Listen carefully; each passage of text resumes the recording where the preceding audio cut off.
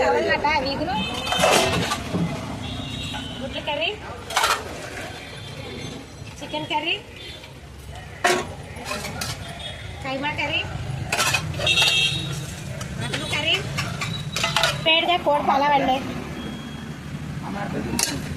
ఇలాంటి స్పెషల్స్ మమ్మల్ని రోజు రోజుకి ఎంకరేజ్ చేసినందుకు మీకు ఎంతగానో రుణపడి ఉంటామండి. అలాగే ఎంకరేజ్ చేస్తూ మమ్మల్ని ఇంకా పై స్థాయికి తీసుకెళ్ళాలని